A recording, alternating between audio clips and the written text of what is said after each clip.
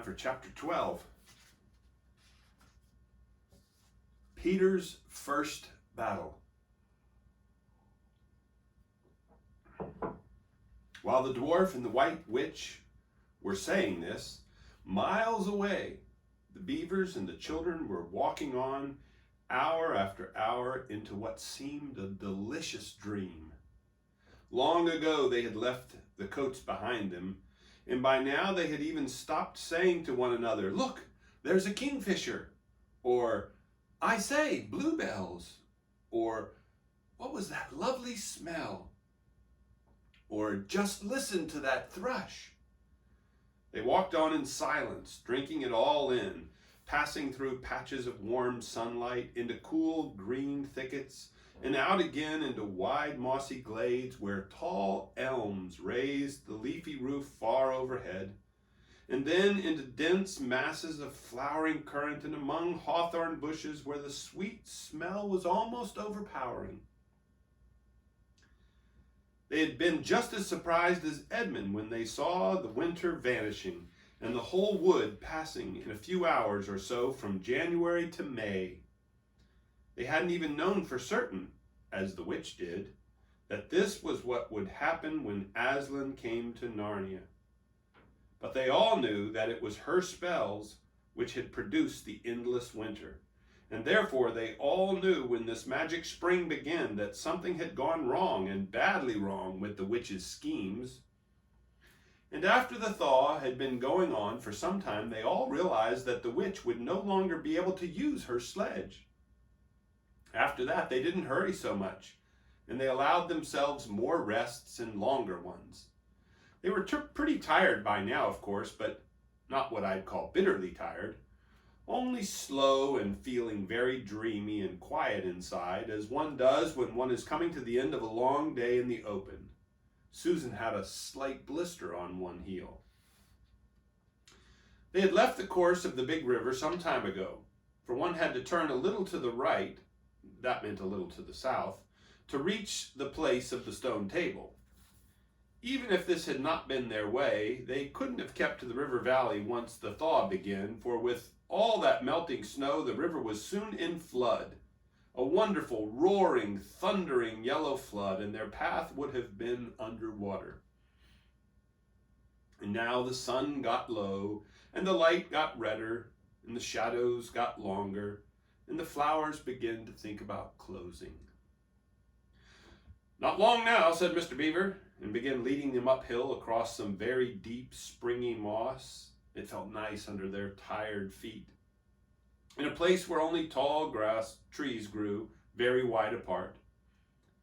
The climb, coming at the end of the long day, made them all pant and blow, and just as Lucy was wondering whether she could really get to the top without another long rest, suddenly they were at the top, and this is what they saw.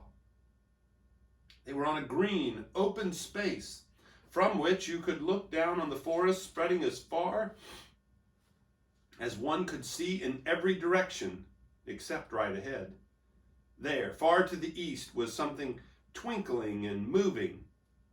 "By gum," whispered Peter to Susan, "the sea." In the very middle of this open hilltop was the stone table.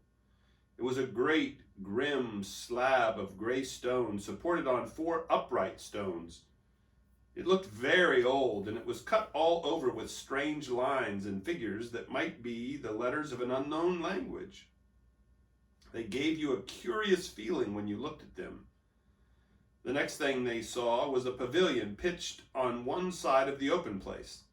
A wonderful pavilion it was, and especially now when the light of the setting sun fell upon it, with the sides of what looked like yellow silks and cords of crimson and tent pegs of ivory, and high above it on a pole a banner which bore the red rampant lion fluttering in the breeze which was blowing in their faces from the far-off sea. While they were looking at this, they heard a sound of music on their right, and turning in that direction they saw what they had come to see. Aslan stood in the center of a crowd of creatures who had grouped themselves round him in the shape of a half moon.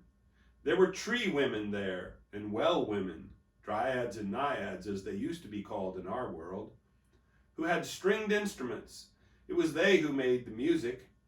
There were 4 great centaurs. The horse part of them was like huge English farm horses, and the man part was like stern but beautiful giants. There was also a unicorn and a bull with the head of a man and a pelican and an eagle and a great dog. And next to Aslan stood 2 leopards, of whom one carried his crown and the other his standard. Here's a picture.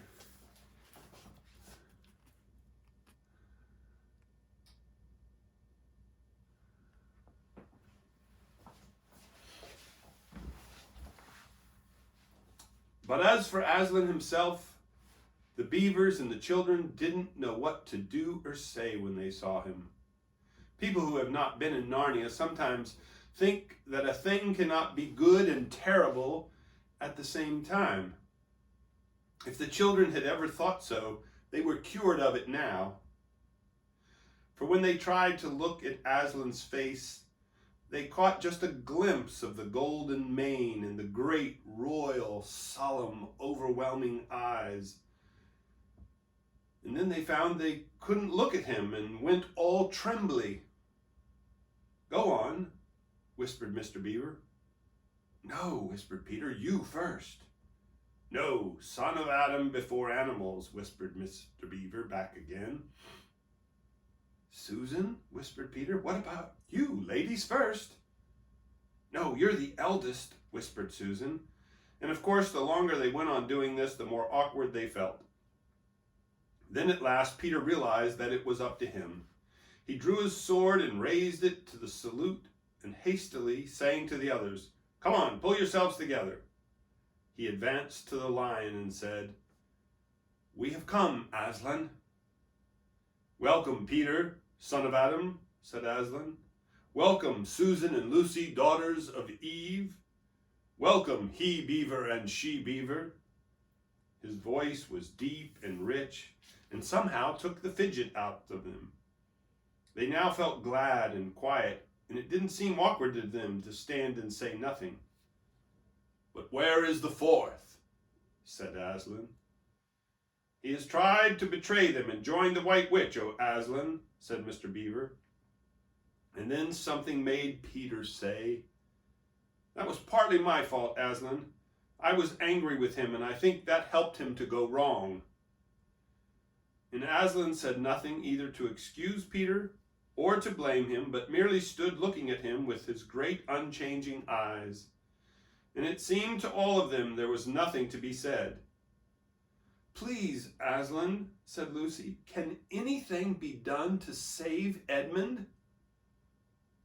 "All shall be done," said Aslan, "but it may be harder than you think." And then he was silent again for some time. Up to that moment, Lucy had been thinking how royal and strong and peaceful his face looked. Now it suddenly came into her head that he looked sad as well. But in the next minute, that expression was quite gone. The lion shook his mane and clapped his paws together. Terrible paws, thought Lucy, if he didn't know how to velvet them. And said, "Meanwhile, let the feast be prepared. Ladies, take these daughters of Eve to the pavilion and minister to them." When the girls had gone, Aslan laid his paw, and though it was velveted, it was very heavy, on Peter's shoulder and said, "Come, son of Adam, and I will show you a far-off sight of the castle where you are to be king." And Peter, with his sword still drawn in his hand, went with the lion to the eastern edge of the hilltop. There a beautiful sight met their eyes. The sun was setting behind their backs. That meant the whole country before them lay in the evening light. Forest and hills and valleys, and winding away like a silver snake, the lower part of the great river. And beyond all this, miles away, was the sea, and beyond the sea, the sky full of clouds which were just turning rose color with the reflection of the sunset. But just where the land of Narnia met the sea, and in fact at the mouth of the great river, there was something on a little hill shining. It was shining because it was a castle. And of course, the sunlight was reflected from all the windows which looked toward Peter and the sunset. But to Peter, it looked like a great star resting on the seashore. "That, O man," said Aslan, "is Cair Paravel of the 4 thrones, in one of which you must sit as king. I show it to you because you are the firstborn, and you will be high king over all the rest." And once more Peter said nothing, for at that moment a strange noise woke the silence suddenly. It was like a bugle, but richer. "It's your sister's horn," said Aslan to Peter in a low voice, so low as to be almost a purr, if it is not disrespectful to think of a lion purring. For a moment, Peter did not understand.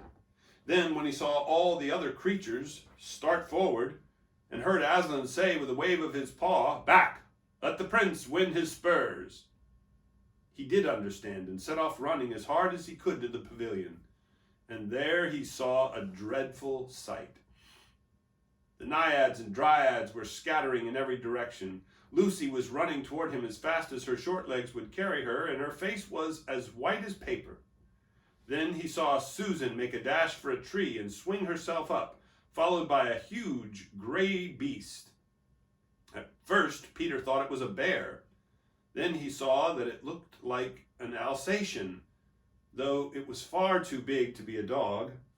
Then he realized that it was a wolf standing on its hind legs with its front paws against the tree trunk, snapping and snarling. All the hair on its back stood up on end. Susan had not been able to get higher than the second branch. One of her legs hung down so that her foot was only an inch or two above the snapping teeth. Peter wondered why she did not get higher, or at least take a better grip. Then he realized that she was just going to faint, and that if she fainted, she would fall off. Peter did not feel very brave. Indeed, he felt he was going to be sick.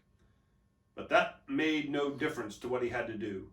He rushed straight up to the monster and aimed a slash of his sword at its side. That stroke never reached the wolf. Quick as lightning, it turned round, its eyes flaming and its mouth wide open in a howl of anger. If it had not been so angry that it simply had to howl, it would have got him by the throat at once. As it was, though all this happened too quickly for Peter to think at all, he had just time to duck down and plunge his sword as hard as he could between the brute's forelegs into its heart.